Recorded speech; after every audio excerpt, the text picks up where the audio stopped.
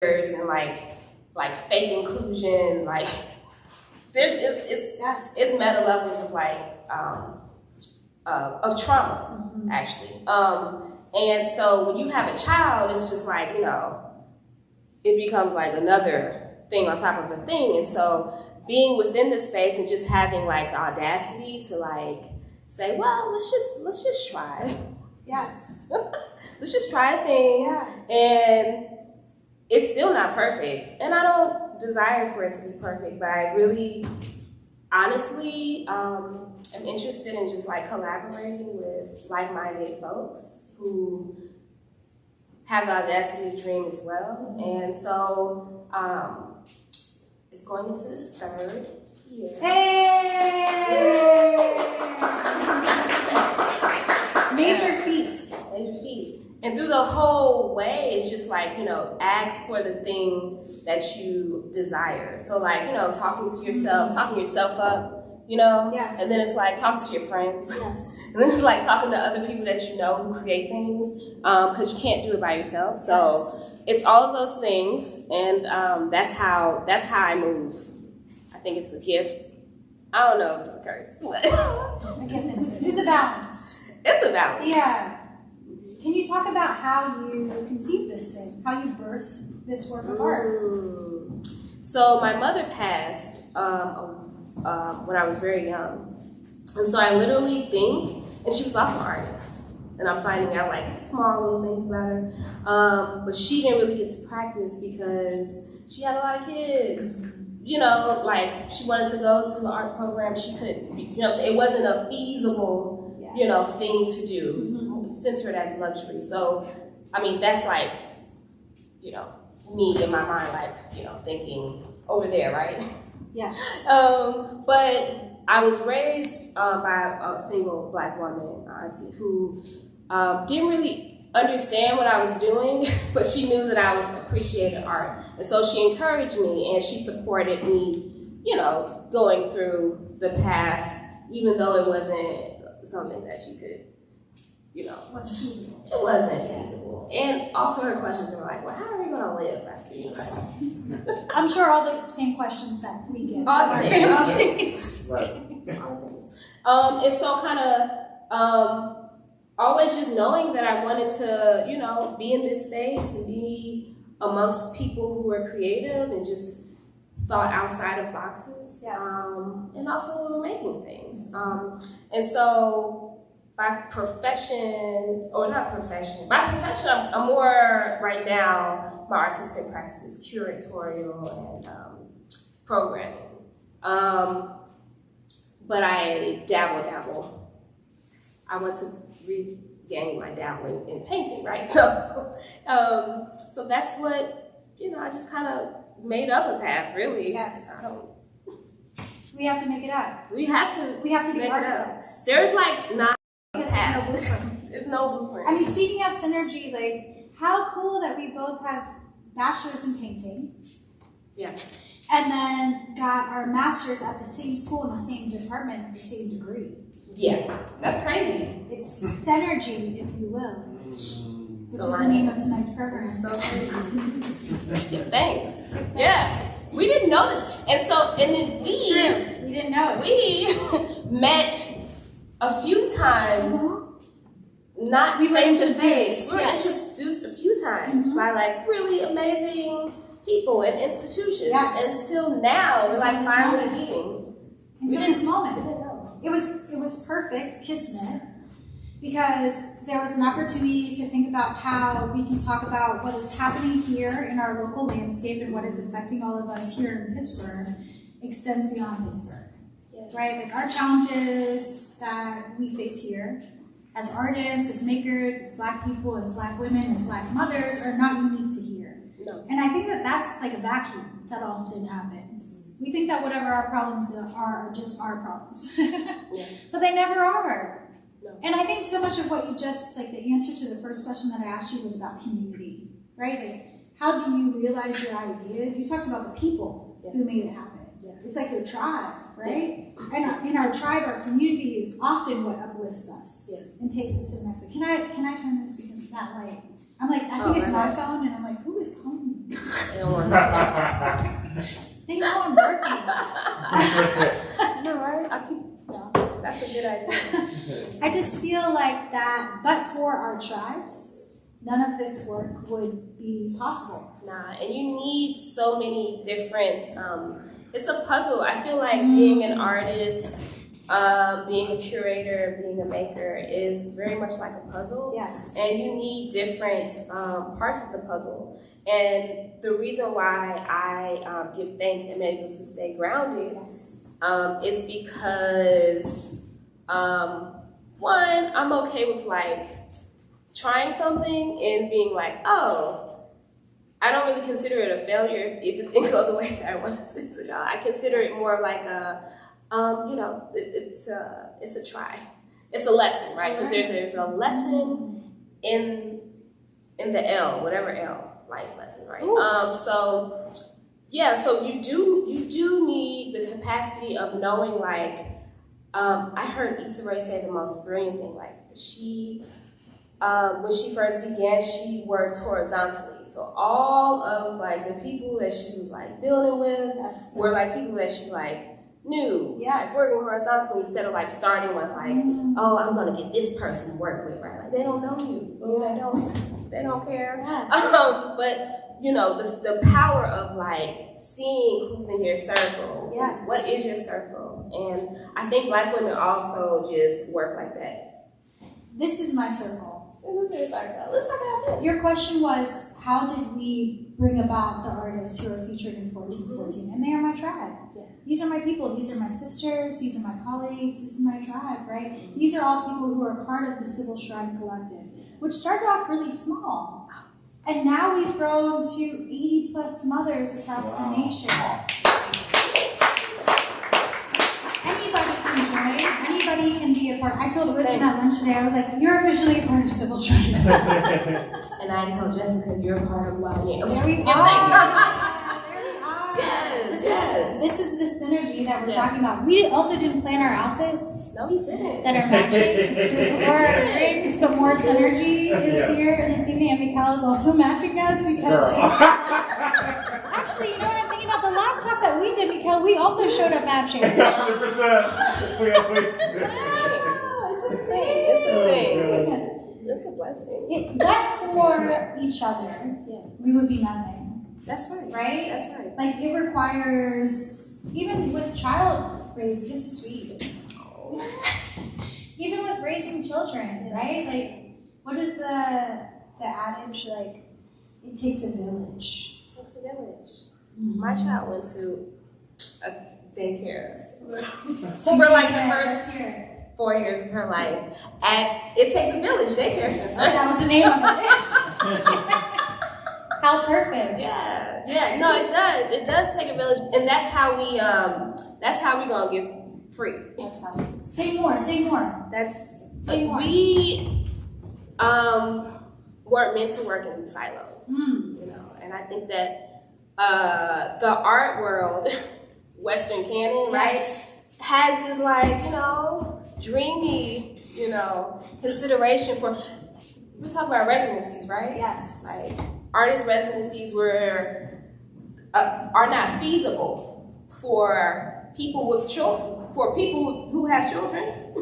You know what I'm saying? It's very much like a contested site for like parents. Yes. And for Black, you know, people, Black and brown people, right? Because they were designed mostly by white men for white men.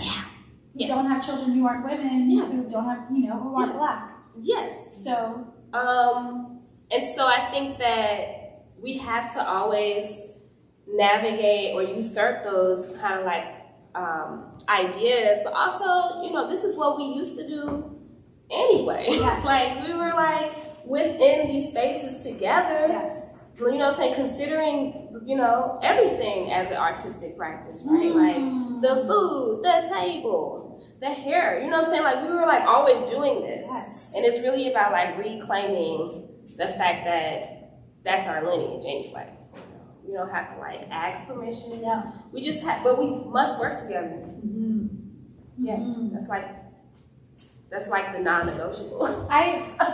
feel like there is an opportunity for us to work together with our programs, right? So as you spoke about Wild Yams, and locally here in Pittsburgh was Civil Shrine, which was created in 2019 by our favorite local artist, Alicia Wormsley. Shout out to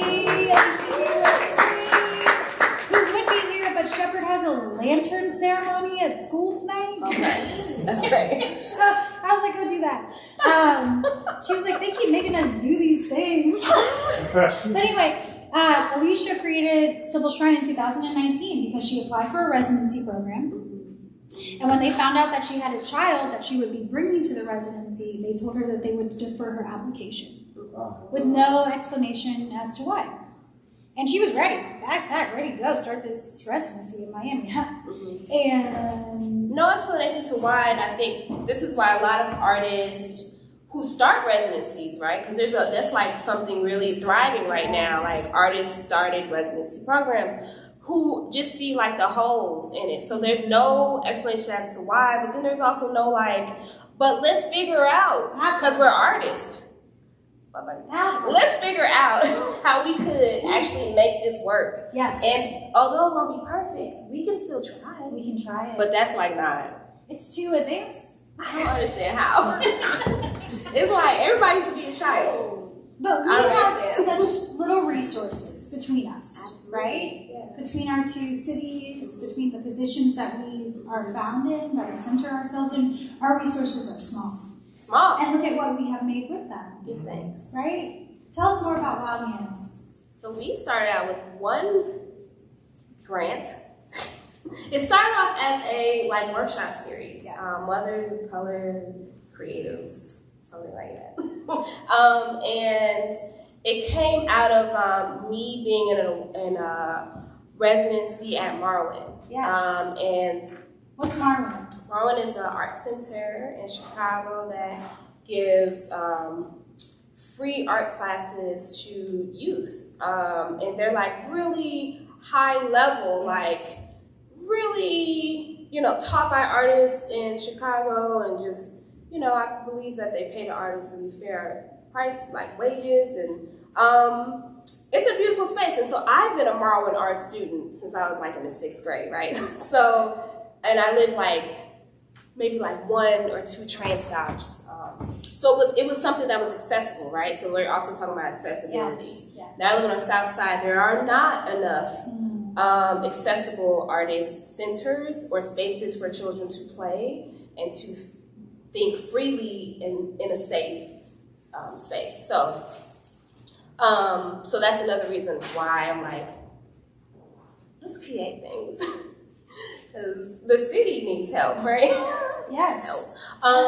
So I would take my daughter to school and I would just go into the residency. I was like, oh, I could do this. Because it was accessible and it was something that worked for my schedule. And so while I was there, I kind of conceived of like these workshops. And then after I came out, I was like, oh, let me apply for this Propelling grant. Shout out to 3 Walls. Give thanks for Jeffrey Hayes, Dr. Jeffrey Hayes. Shout out, PhD. She's been an avid advocate for my work for a long time, and I wouldn't be here if it wasn't for certain folk, and Yes. Jeffrey is one of those peoples. So I got a very small Propelling grant. And I just said, let's start it. Let's just do a thing. Yes. And it started with one artist. And then the second iteration. What do we offer the artists? So we offer the artists space to exhibit, professional development, creative workshops, space to talk about their practices via like panels, space to do their own workshops that they're thinking about, right? So it's kind of like that's how it began. And then, via like being kind of an iterative residency, we ended up getting a partnership with the Creative Room, which made it a more permanent and grounded program. Can I ask you a question? How did you get to that level? Did someone see you, or did you Was it horizontal? It was horizontal. Okay. It was horizontal. So I went to a program at a space called the Creative Room, and it's on the South Side. It's if you know where King Drive and Emmett Till Drive. It's kind of sort of. They got good pickles there, Naomi. I don't. So Jeffrey. I got the pickle tour Chicago earlier today. Oh my God. Naomi's a chef in the kitchen, cooking work. So I was at an event that actually the person who first made an introduction for us. Sadie Wood. Sadie Wood. Phenomenal curator, organizer, Currently curator artist of the August Wilson Center. Thanks. Mm-hmm. And also is now in Miami. Brilliant artist. Sound DJ. artist, yes. Sound artist. So she had a residency at the Creative Room. Okay. And so I went to her event in this outside garden, and when I stepped into the garden, I was just like, oh yeah, this is amazing. It gave me Louisiana vibes. It was just like, I feel like I stepped out of Chicago. Yes. Stepped into this space. And so so rich. Yes. So rich. And a Black woman named Clementine Love literally is the organizer of the space, and she's an interior architect, also has SAIC they are undergrad at SAIC. So it was very much shout out to the folks that come out of the Black folks that come out of SAIC. Here we are. We're literally doing really great things. It's true. Sadie, me, you just made three of them right here. And so, yeah. And Shahrazad Tillett, who my job actually is at a long job. Wow. New job. That's asking me to give us some money. But anyway, so I began to have conversations with Miss Clementine, and she was, desiring more artists to be in the space. And I was like, well, I run a residency. Let's see what this can be. And so we just began to have conversations. We tried to, have we did a couple of iterations. Mm-hmm. This is our we're into our fourth iteration at the Creative Room. So, and it has shifted, the program has shifted in ways that, are really necessary and also thoughtful. I'm taking a reflective break, but currently we have actual institutional grants now, government grants. And I'm just yes, you got this small seed, and from that small seed you showed up somewhere and you spoke to someone about what you were doing, and then that led you to more. It led me to the beginnings of a sustainable practice. It led me to, being able to, ask for more Black women, hey, what would you like to see your practice go? And so we're able to have studio space. Yes. For artists. We have about... Which is a real need. It's a real need. Yes. So we've had about 16 wild gamzers go through the program and, create, exhibit, workshop, professional creative development. I really love the word professional, but, creative development, sell their work, it's been a very nurturing, hard, but fulfilling journey. I want to talk about this hard part. Yeah, it's hard. So beyond the financial hardships, which are very real, so real, and I'm not moving beyond to discredit them because they are very real. But aside from that, can you speak about some of the hardships that you faced in developing this program that is so important? Well, I think that one of the hard things that we need to really come to grips with as like artists of color and Black women in general. It's just like being spread too thin. And I think that we want to see a certain type of world. And so community is very, very critical, right? And showing up for community can also be very like complicated and difficult. And I think that, you know, therapy or counseling is like one of the things that is like, you know, that's like one of the things that's missing within our life. It's also so, right? So we're in this space, we're in this South Side with, you know, Black people who have, you know, Chicago concerns. Yes. Right? But there's such a glow to us as well, right? Even in the midst of the concerns. Yes. And so I think that can be very complicated. Can you speak more about those Chicago problems? Because I feel like this might be an opportunity for us to think about the parallels between the problems that you face in Chicago and what is probably very similarly happening in our backyard here in Pittsburgh. I mean, I think that, you know, economics yes. and disinvestment from the city is like, you know, you would have think in 2022, yes. You know, like there would have been like, you know, a major resolve. Yes. But I am not under the illusion yes. that, you know, we just have a lot of people at those tables who do not look like us and who do not come from our neighborhood. So, you know, the Chicago problem is beyond funding. It's disinvestment, yes. It's over-criminalization, it's over-policing, right, of like people who do not live in the neighborhood. And it's, you know, but there's real like, you know, fear, right? Like our elders are in fear. And that can translate to like, I don't trust, you know what I'm saying? But it's not that they don't have a love for their people. Sure. It's just that they're scared yes. to walk in the dark, right? Because it looks different than how it looked when they came up in the same neighborhood. There was more connections yes. and community. And so I've been doing these dreaming circles with Because of Three Walls. Yes. Their anniversaries next year yes. as well.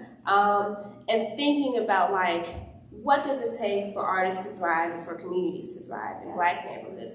And so I've been interviewing a lot of very like neighborly community, just in the community Black folk. Yes. And the main thing that they are saying that is necessary and needed is more connections. More space to connect. That is space. Youth want space. Wow. To connect, to center their, yes. to make things, to talk, safe space. Yes. And you know, older folks want to have conversations yes. with each other that are interjected. So I think yes. the reason why Wild Yams has moved the way it needs to move, although not perfect, is because we are thinking about these intergenerational, intersectional ways of like seeing us like thrive. Yes. Right? And so yes. that's really important. That space issue is a continued issue here in Pittsburgh. Okay, talk more about it. Whenever there are spaces, it seems like there's a threat that they might be taken away, and there's already such a scarcity of them. So I really appreciate you uplifting that as another challenge that happens in Chicago, because again, there is that synergy that's happening. I'd also like to take this moment to uplift Whitney McGuire, who was supposed to be with us today. Give thanks. But injured herself. And Whitney runs the Black Art Mom Fund that offers small grants to Black mothers who are makers. Let's clap that up. Yes. Right now. And Whitney is doing this work in New York. And so I thought it would be really awesome to show what's happening in New York, what's happening in Chicago, and how it parallels with what's happening in Pittsburgh. Because we are not in a silo here. but for all of our communities, we would not be able to move forward in this work. And so I'm really just grateful for Wisdom and Whitney's work and Alicia's work and so many other Black women who are the engineers and architects for making possibilities realities. Yeah. Right? Yeah. Can you name some more Black women who have supported your work, who have made space for you, who have given you access, who have been able to uplift Wild Yams to be able to be what it is today? Yeah. We talked about Amanda Williams at lunch. We talked about Iona Moore at lunch. Yeah. Shout out to Chicago. Because, here's the thing, Yes. like, people, so it's kind of like a double-edged theory, like, we do connect though. Yeah. It's kind of like, as mentors, you can mentorship, right? One of the things that I encourage artists, students, whoever to do is like, when you find a mentor, just like stick with them. Yes. Like really like, or try to just get in where you fit in. Because, that's the community, and that's like, you see someone practicing like such a high level of like success, and you're just like, wow, like what was your route to like going that way? And so I mean, there's Angelique Powers, Yes. who's like a brilliant Philanthropist and writer, Yes. right? And also like a champion of artists, Yeah. of us. There's so many people. There's for some time I still consider Clementine a mentor, right? Because of what she knows, right? You started off pouring libations for Margaret Burroughs. Oh my God. Not in Chicago. Which Margaret Burroughs, everybody in Chicago like, yeah. But here, this is a different environment. Can you shed some light on who Margaret Burroughs is? So Chicago has a phenomenal history of like Black artists in the movement. And Black women who just like have been like institution builders in Chicago. Yes. Margaret Burroughs, shout out to Margaret Fish Johnny. So Margaret Burroughs created the DuSable Museum. Yes. She also, which is the oldest Black run, it's from the WPA administration, the oldest Black run arts museum, Chicago, also the Southside Community Arts Center. Yes. And she started by starting in her home, which is like hyper local. Talk about it. On King Drive. Making it because there was nothing else. Doing it yourself. Doing it yourself in your home. In your home. And she's also like known as someone who would bring people into her home and like have these really like just like intensive like art building, like sharing art with the community, just like deep in the community, and also thought about children in a certain like very beautiful way. She has this poem. What do I say to my Black child? Because also she's an artist herself. She was a phenomenal artist and printmaker, and just a lover of like Black culture. Yes. And the diaspora. I love that you started our conversation there because I feel like it really set the tone. Like, what can all of us in this room make with the resources that we have access to? Which you might think are small. Which you might feel like you don't have any money or you don't have any access. But you do. And what can you do with what you've got? Right? And I think that our story, at least in America, is the idea of turning lemons into lemonade. Yeah. Like that's what is like the thing that we do all the time. I mean, we've like been doing it, and we have so many historical examples. And of course, that's not like on mass media, of course. Sure. But they don't want us to know. They don't want us to know. But like we know it. Well, a lot of how we know is moments like this too, right? Of story shares. It's like oral tradition. Mikel is the best at this. Telling us our histories. in a way that they have never been told to us before, because there is no real opportunity for it to be shared to us, because it's not given to us in the school. And then that Talk about it. And then that is why I think so many people, I mean, that's what I gathered. We're longing for this space to connect and to create this like rich, connective tissue or recreate it, because like it doesn't go away. Yeah. You know, it's very much in our DNA, and you know, this needs to be a spark. The sparks happen all the time. Tell me about the future of Wild Yams. What does it look like in 10 years and then later in 50 years? God, give thanks. Legacy. You know what? I know that as far as next year. Yeah, we can start. I'm sorry. Let's just go. What does it look like tomorrow? Next year. I'm just trying to listen the next day. Let's get it. But that's that accountability. It's just like, what's your vision? I mean, I have like very wild visions, but I want Wild Yams to be multi state, and you know, one day be like just very much international. So you know, at some point, that's the vision. Why and I always why international? Because we come from the diaspora, Yes. and we're everywhere, Yes. and we speak multiple languages, and we have so many important things that need to be discussed Yes. and said. I mean, I'm really honored to be sitting with you as to the level of like wonderful artists that is part of Simple Shrine, and we have some really phenomenal Black women perspectives in Wild Yams, and I'm very. I mean, I look towards the future as like, you know, it's the best thing that we could ever have. Yes. You know. And also, we look to the past. It's like we are always past, present, future. We're always in that like mode of like collapsing time and thinking that there are no boundaries, because we cannot have those. At least not these boundaries. We must not have these boundaries. They're not real. They made this, it's a construct. And Yes. that's why I love art so Yes. much, because we understand that constructs are made Mm-hmm. and they can be deconstructed.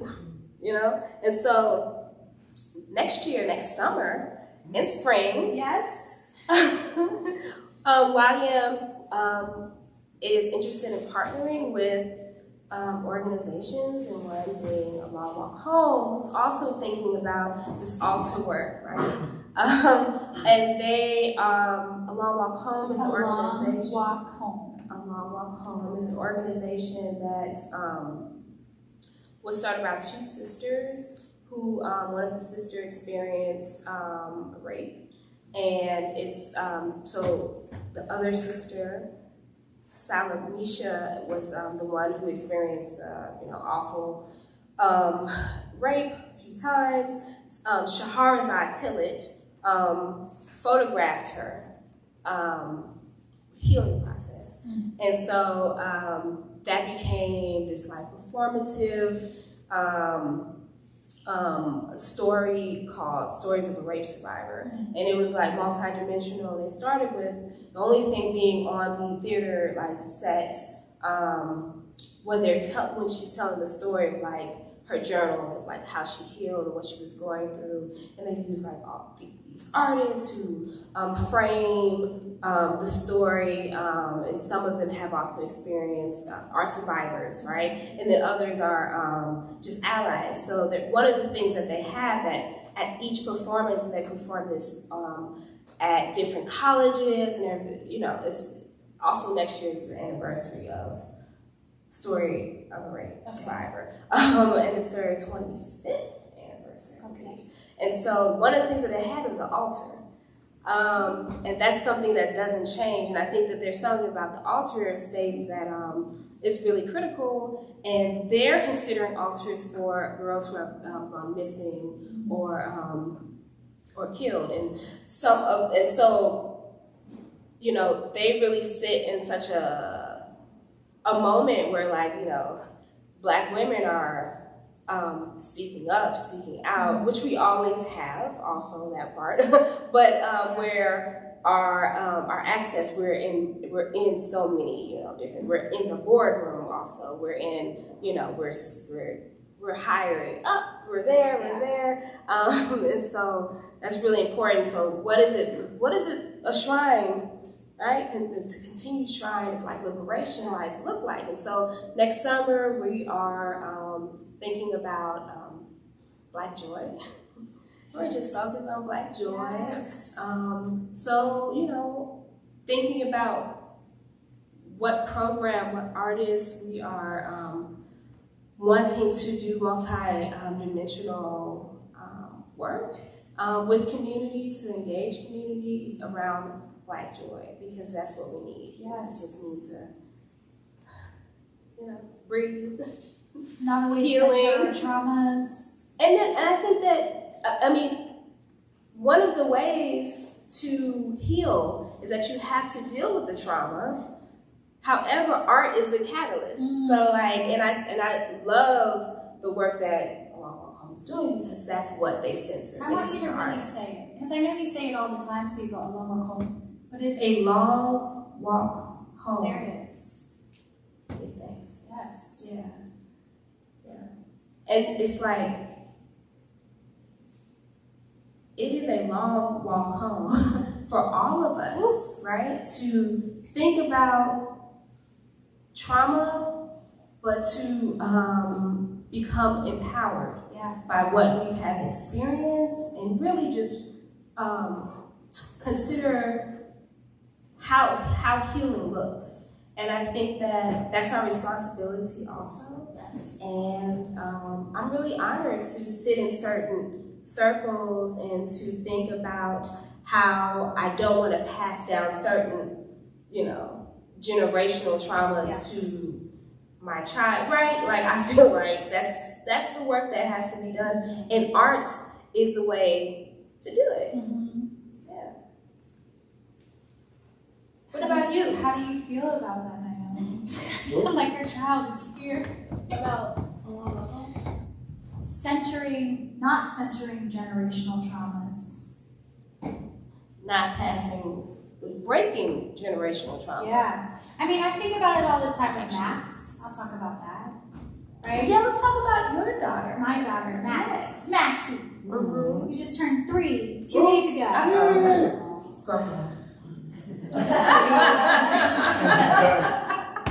I just think about, I have a series of work called Raising Free Black Children. And I think all the time about how there are certain things that are ingrained in me to do, to direct her, that I don't need to do.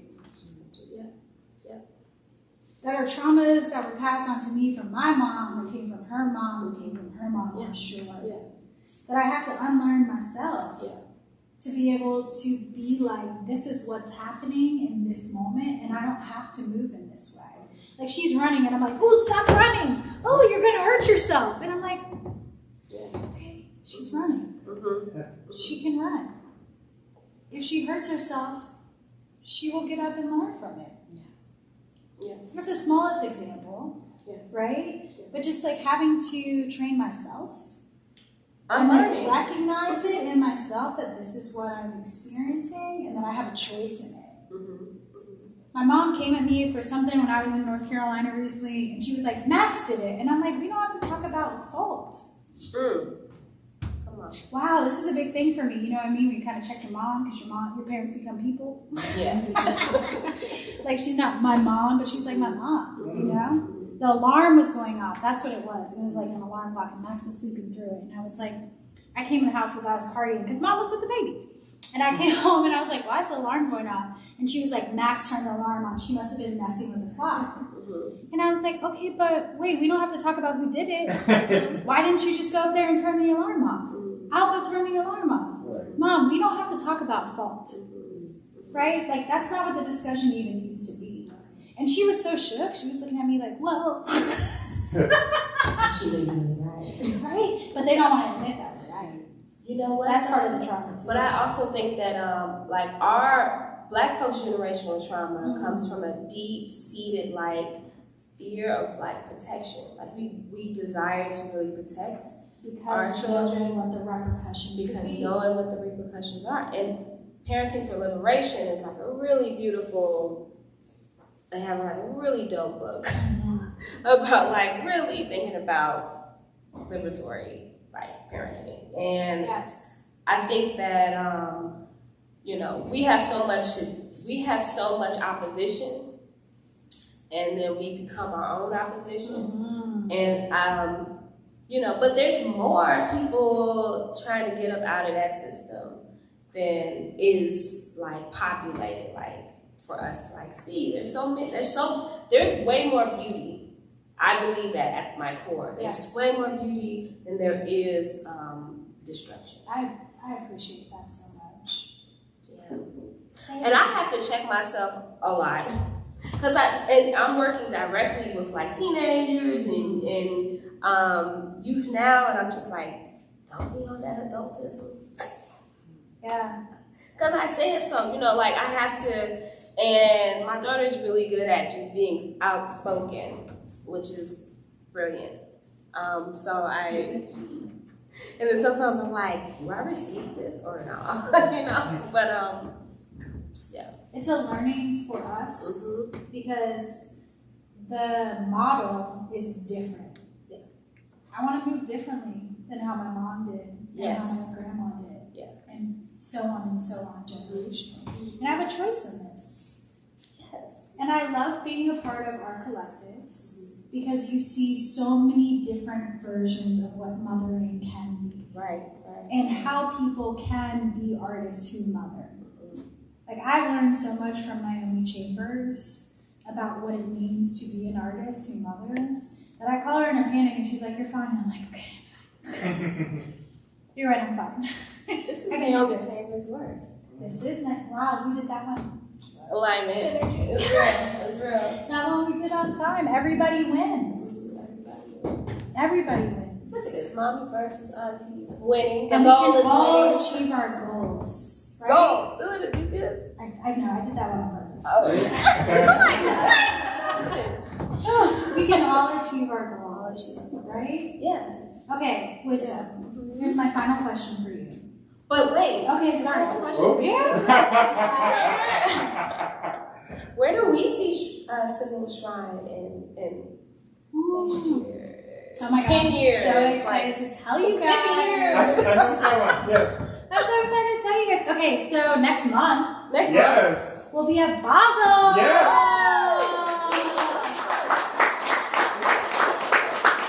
These mommies who you've all seen in Shrine at 1414 building will be showing new work at Miami Basel this year. That's what's up. So we'll be there from, oh my god, no, like next week.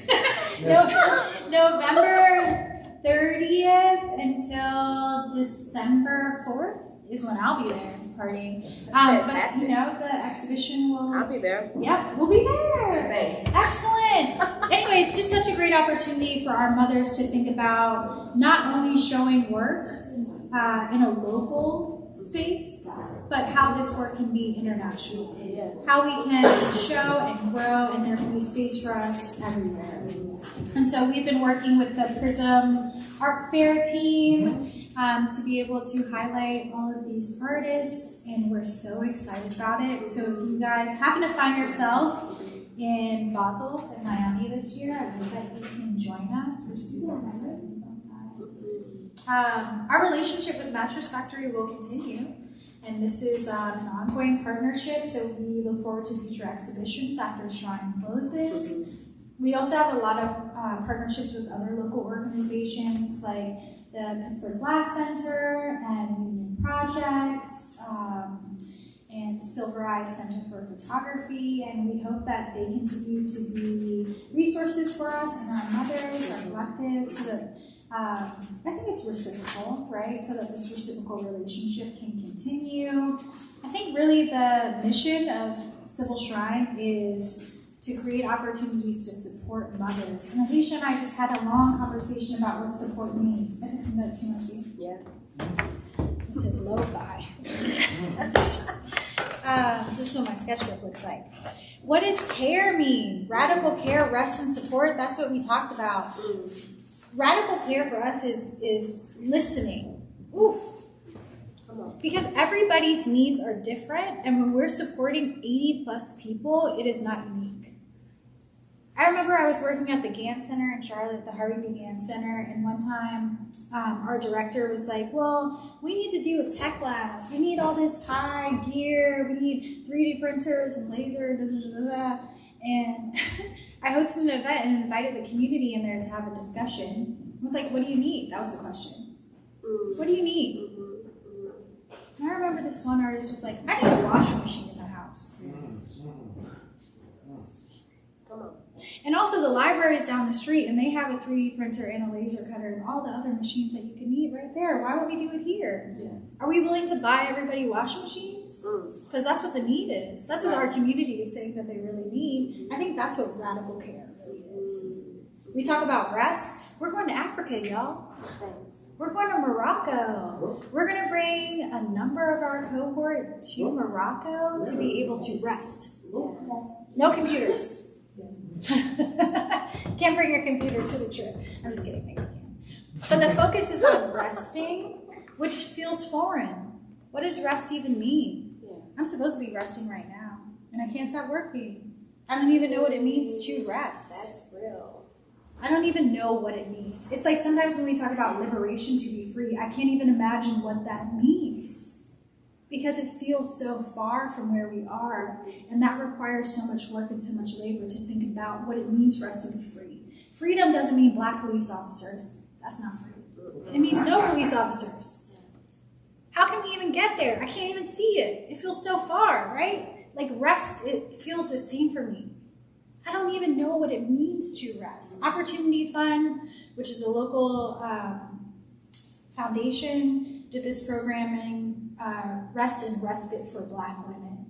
And they brought all these Black women to this retreat in the woods, and we were there for a week, and we were all like exhausted. Becca Zayla and I were like, at the end of the week, and we were like, this is supposed to be about rest. But really what we're doing is advocating for our rest, which is not rest.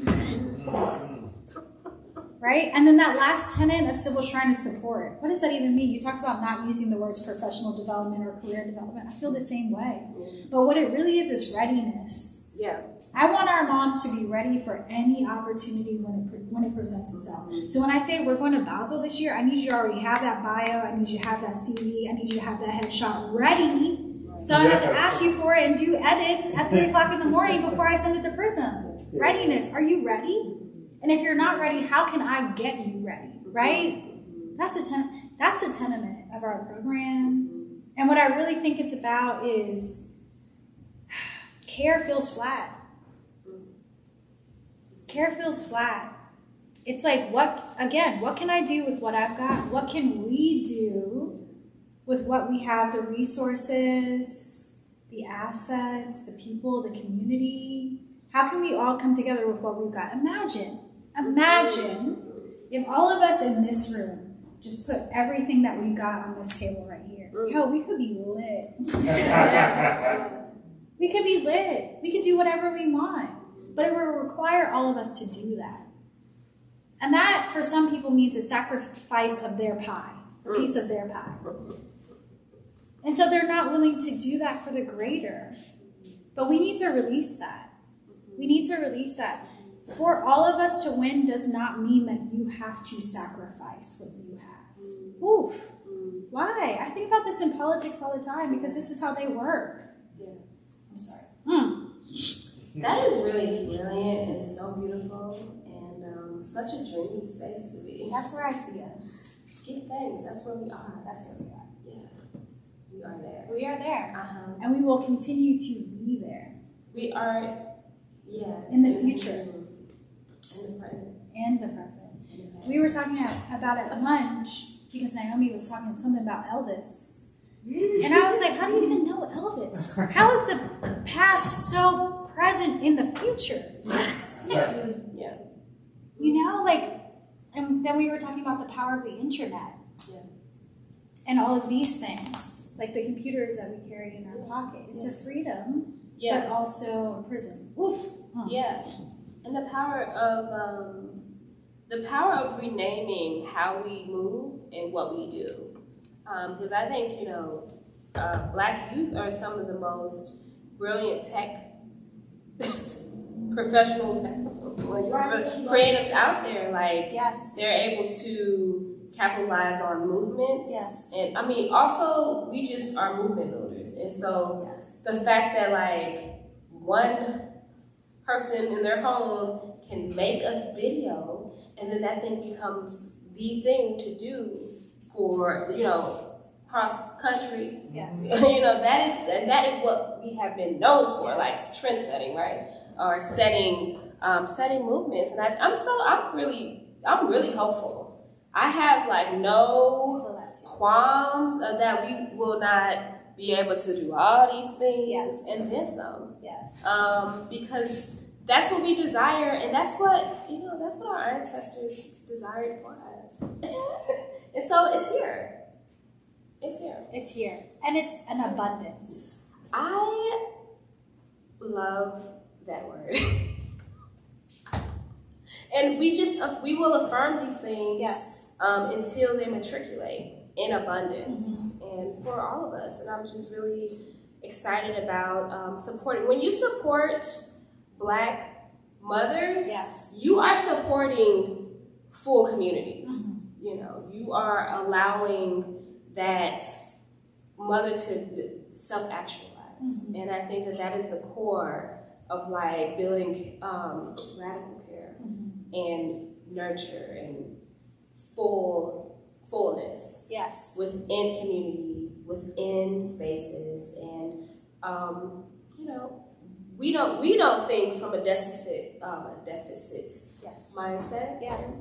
The city, with our little resources, Same. you just don't, we know what to do with them. And these little scraps from the foundation that look really cute. That's part two of our conversation. Wow. Thank you, guys. Thank you, Wisdom, Jessica, for this rich and vibrant dialogue about what's happening in your local space and how you shaped and molded this idea that you had and turned it into fruition, and now support 16 plus. Yeah, we've supported 16 plus women. We have I'm like my memory child. Okay, so I just want to shout out a few artists. Please. So Menard Caliango, who's a painter, and mother whose children I used to teach actually. Art. She was our first artist in residence. Yes. And so we've had about 16. Kiela Smith-Umpton is a mosaicist, and she's thinking about this idea of artists design the future. Wow. She needs to talk to Alicia. Yes, so like this idea of space and getting mixed-use co-op housing for artists, designing the future. She's also was my mentor when I was teaching a while ago. We have Alyssa Martinez, who's a poet, and she's also a Rad Lab Fellow at Three Walls right now currently. She also was kind of like in the the beginning stages of Wild Yams, us having these conversations, and so she's doing like really magnificent work. Chaz Ray is a muralist, also works with like beautiful Black muralists in Chicago. She made this beautiful mural for Wild Yams this summer. Shauna Pryor, who's a caretaker. I mean, like, I can just go like on and on and on. Denise Keys, who's a painter. Anyways. No. All the ways. All the ways. Every way. Yeah, everything. All of it. There's just so many, like, there's so much brilliance, and I just really, and then Sandra McCullum, who's like a narrator, and she's done programmings with Wild Yams, and also kind of lives at the site of the creative room. Who's an elder also, so like we get to have like it's just intergenerational, and I'm really excited about the things that we will be considering and thinking about in regards to joy. Yes. And you know, yeah, just like I'm really excited about this moment as well. I agree, and thinking about other opportunities for us to collaborate in the future, because we are doing such similar work, and Whitney also is doing such similar work, and I know that there are so many more wisdoms and Whitneys who exist in the world, and I'm so excited for the opportunity to get to know them so that we can continue to think about how we can build together. Imagine. We're dreaming, and I fully desire to live in these dreams. See ya. Okay, so if you haven't been to Shrine, please go. you have until December 30th. It's at the 1414 Monterey Annex, and in this space you'll be able to see 6 immersive exhibitions. Some of them are featured behind me throughout our discussion today. Naomi Chambers, Sarah Honey Young, Mary Martin, Alicia B. Wormsley, Lakeisha Wolf, and Renee Cox, who are all part of our 80-plus mothers who are part of our collective. In addition to them, at Basel, you'll be able to see the work of Nakia Brown, Sade McConan, and Quinny Kinsel. I'm doing pretty good, Colin. You are. Give me a hand. And Quinny Kinsel. Flexing that memory. And then on our exhibition catalog, you'll also see the work of Janera Solomon and Camille Posley, who are part of our collective as well, who are writers. On the exterior of the 1414 building, please make sure to also check out the work of Janera Solomon, as she's created an agreement for you before you walk into the space. Again, I just want to honor the Mattress Factory for creating the space for us to be here this evening, for bringing Wisdom and Naomi for this very important dialogue this evening.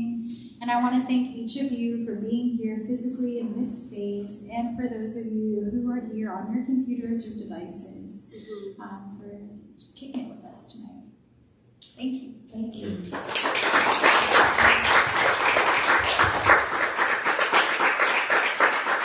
So we have a few minutes for any questions from the audience. As you can tell, Wisdom is a wealth of information, and if you have anything that you'd like to ask of her while she's here, this is a great opportunity to do so. Miguel. Hey, Jessica. Did I just talk? Yeah. Okay, great. Hey. I just really wanted to first just really honor and celebrate both of you and your collectives that you've built. The level of work it takes to build an organization and to bring other people in so intentionally and to scale it up is something that is just, I mean, people who have never built something won't know what you all have done, and the level of the intentionality you've done in every aspect of your work is just so incredible. So I just really wanted to honor you both first for everything you've done, everything that's on your way. What Jessica asked you was what's coming in 50 years. I can't wait to see what comes in 50 years. And, the more you give in space, too. for like 16 artists. And again, you just take, it's like you take something, like, okay, you got this little bitty grant, and then turn it into something big.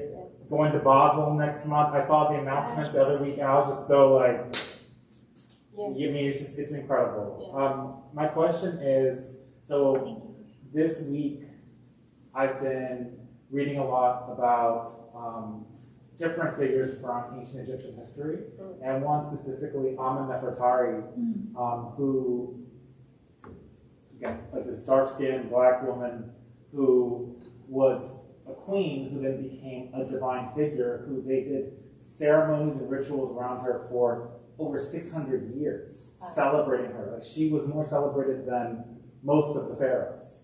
This divine feminine, this divine Black woman figure in history, and also then she was deified, became a god. Was really curious, and I know you all are thinking about it. I see it in like different parts of the work, but how do you all think about these historical lineages that you're also drawing from? Of these historical lineages of Black women and Black mothers across time who connect you literally to the divine. And so, curious about who are some of your reference points that you all turn to from a historical perspective. Come on, that's brilliant. I also just want to say, this is Mikel Awana, who asked this question, who is a Pittsburgh-based, remarkable artist and maker, who is engineer, who developed his own technique for photo making, has recently spoken at Stanford, North Carolina State, travels the world speaking about his art, and is a historian, as you can clearly see. Mikel, I really appreciate your question because more than anything else, it shared knowledge. I appreciate the question, but thank you for creating this space to share about our ancestors and where we have come from, and using so much of your knowledge and your energy to do that for us, because that is so much labor and work. I really appreciate you. As an orator, as a historian, and a scholar. Thank you, Mikel. I'll let you answer first. Yeah, shout out to that question. And I think that, again, I like to really massage this idea of like living in the past, present, future for my daily practice. And I know that Black people are from the future, right? And so I think that it's really critical to like highlight Black, not Black exceptionalism, right? But like this idea of like Black creation. It's really critical because that's the information that has, strategically for, whatever, capitalism, I don't know, colonialism, all the isms, right, are left out so that we can feel like we are at a deficit. And it is our job as creators and engineers and like thought makers to shift the paradigm. And so, yeah, shout out to like all the Black folk who, and just folks from the diaspora that have and are claiming their like thrival modalities. Because that's actually what we came to do. That's who we are. That's what we came to do. So the work is hard because we are actively reclaiming that space, right? Like that's why this is like super complicated and can be very, wacky. I try to honor that space, and that's why we started our libations. I try to, and in the exhibition, there's so much like reverence making and doing when you walk into the space, right? And so I think that that's really important. And what if we all like started to do things in harmony? Like, what if we woke up at a certain time in the morning, and like said a certain set of affirmations, like in unison, you know what I'm saying? And started thinking like telepathy wise, you know what I'm saying? Like I try to practice, I activate telepathy with my daughter sometimes. And we're like, let's do telepathy. We're doing it, right? Because we move beyond physicality. Yes. And I think that that space is very real. That space is as real as this space that this table is. And when we begin to like work in unison, that will shift so many things. I like to say that I work with the sensibilities of my mother who has passed, and I feel like she has opened so many doors in other realms so that I can do the things with the people, so that those no's are just like temporary, like, maybe I'll think about it, right? So like,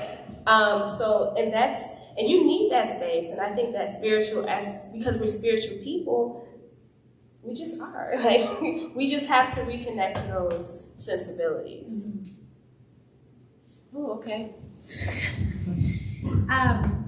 I think, Mikhail, why your question is challenging for me is because the histories that you have dedicated your life to learning and sharing were never taught to me. And I think about our very first studio visit where we were talking, and I was like this. I was literally like, who is that? Can you say that again? How do you spell it? Because I learned so much from you in that instance about myself, which feels very bizarre. To learn about myself and my own histories from someone else and not my family, or not taught to me in school. And I'm grateful for you in this capacity and so many others because you are a library. And because you have such knowledge of who we are in a way that has never been shared to us. But you see us, and you see us in our work. I mean, like, if I was really teaching right now, and, I'm a little bit of academia, I would be like, can we pull Mikhail on his work? Right? Because you do that. You have such a keen ability of showing us ourselves in ways that we have not been able to see ourselves. And so your question is challenging for me because I can only go so far. Because I have a limited knowledge about myself and my culture in this way. And that is supremacy, that's whiteness, that is capitalism, that is oppression, that is anti-blackness. It is so many things that have prohibited me from seeing myself in this way. And so I just want to use this moment to express infinite gratitude for you, for what you and Marcus do for us. And it is telling us our stories and showing us who we are and who we can be. And so I'm really grateful for you. And I just want to know if there's a class that you have online, trying to work out my child's at-home schedule. That's a great idea. That is a great idea. Should we write a grant about it? Yes. But I will say that you all are also creating that archive. I mean, the moment that's being captured right now with the artists you've mentioned in Chicago, the 80 artists that you all have pulled together, you all are creating an archive too. Yes. That is going to be so crucial for everybody coming forward. So I think you all are talking about these themes around past, present, and future, even as you also reference your own daughters. Yeah. But you're also creating the archive that you all didn't have growing up. Yes. You're creating that for your children and for everybody to come. So I really want to celebrate both of you. Yeah, absolutely. Thank you. It's the love.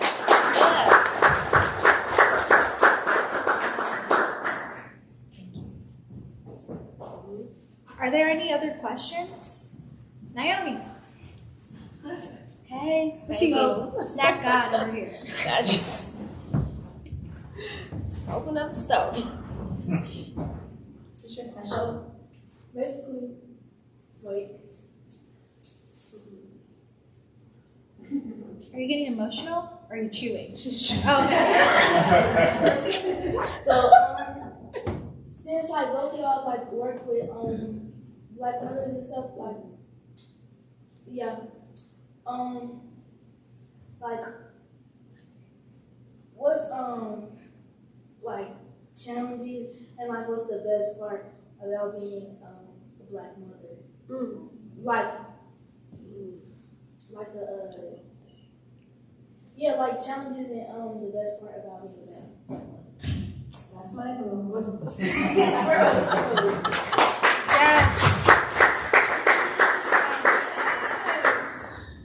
First of all, Naomi, you are so empathetic. She's like, I think she coined the phrase telepathy. What do you say? Telepathy. Telepathy. It's like telepath and empathy at the same time. And I think that you know, I really enjoy the challenges of being a mother. It's like seeing yourself, you know, and wanting what you didn't get to have as a smaller self, as a younger self, not smaller, because you are you're huge to me. And so the strengths is that I get to like build with other women, because I have like a percentage of the answers and everybody else has the rest. And so I get to like be in conversation with folks who have answers and solutions to concerns that we're all concerned about, and we're all concerned about what better futures you deserve, right? And I think that that's like a challenge and a strength. And I get to do that, like the fact that I get to do that, and like, you know, and now getting like support, yes, from different from different people, and because institutions is not the thing that like held me up. It was really the people and my networks and community. So but now I get to like do it in a different type of way. It's really like rewarding, and the fact that I know that you seeing me in this space does something for you, and to not have like, you know, glass ceilings. Not for you to know that, you know, you can do whatever you put your mind to. You know, that's very important for me, and I think that Black youth are just the answer.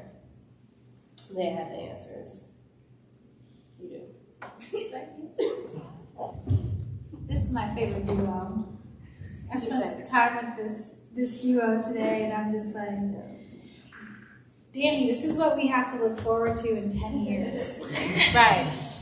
I'm like, can we fast forward? No, I'm just kidding. No. I'm just kidding. 3 is great. 3 is something. 3 is something. Right. Yeah, it's a challenge. Challenge to remain youthful and create, live in freedom. What does it mean to like not have borders or boundaries for your baby? Yep. You know? And like, what does it mean to offer protection but not be overbearing? I feel challenged in raising a Black biracial baby and reminding her constantly of her Blackness because it is ingrained in her, but the world might not always see her in that way. That's a challenge for me. I have a challenge of making sure that she can have everything that she wants, but also not giving her everything that she wants. Right. You know, that line is really thin. It's a challenge for me to think about raising a baby who can be free and living her life in freedom where so many people want to oppress her. For the intersection of all the things that she falls within. I wanted a baby girl so bad, and I'm so grateful that I got a baby girl, but that presents so many of its own challenges too, of raising a girl in today's world, and a Black girl in today's world. That is a real challenge for me. What does it mean to raise someone in my likeness, but not prohibit them in being me? Let them be themselves. That was real. Come on, therapy. Is this therapy? She told me she hated me. And then in terms of, what's the other one? Not just challenges, but things that are great. How do you say it, Naomi? The best part? Yeah. Wow. I think the best part is seeing so many different models of what motherhood can be. And how it looks so different. Everybody wears it in so many different ways. That there's no wrong. Like I was just with the teens. I gave a tour of the Mattress Factory youth group to Shrine. And I was asking them questions and they're all like frozen, like afraid to answer. And I'm like, what do you like about this space? And they're like, Yeah. it's like a fear, immediately a fear. Because in whatever environment that they find themselves or they came up in, there is wrong. And they have wronged. And so they've prevented themselves from that type of liberation. And I had to say, there are no wrong answers. You can say anything and make a silly joke and do something silly, and then they kind of loosen up, like the giggle, right? Yeah. And then they kind of loosen up, and then they start talking, and then they can see things differently than they've seen things before. But there's this barrier that comes first, and it's fear. And that fear feels like a ice that you have to kind of chick away. And to see how other mothers, other parents do that with their children, because that kind of it feels ingrained in a way. It feels like it's embedded in us. Actually, Mikola Wana's mama is Max's doctor. And my favorite doctor, so that wherever I move, she will always be Max's doctor. And I remember Max was being reckless, and Dr. Udeku was like, you need to put some fear in her. That sounds right. She was like, she can't be hopping off this. You need to instill fear in your child. And this was 2 years ago. When I saw her on Monday, she was like, she's all right. And I the best part is the tribe. The best part is the community, seeing how other people do it, being able to learn from that, having people to be like, I said something to Max in front of Alicia, and she was like, I'm going to take that. And I was like, it's yours. Take it. And it was, this is actually a therapy thing. Whenever Max says something, or actually I say something to Max, I'm like, da-da-da-da-da. Did you hear me? Can you repeat back to me what I said to you? And a 3-year-old is says the last word. I'm like, that's not what I said to you. Let's try it again. Here's what I'm saying to you.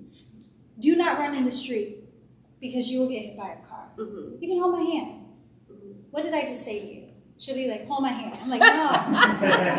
Yes, but don't run in the street. Right. That's the part.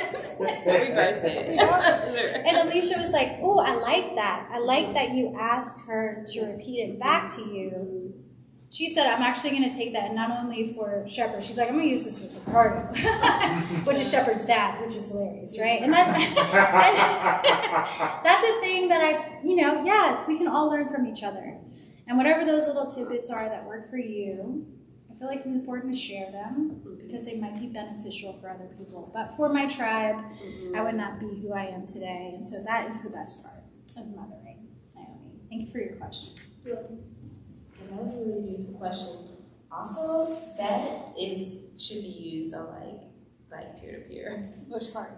So what I hear you saying is Yeah. because I think that communication is that's that part. Where it's just what did I just actually say?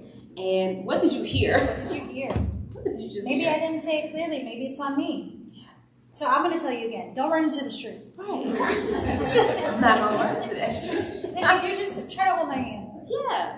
Yeah. We can skip on the sidewalk. On the sidewalk. Together. Are there any more questions?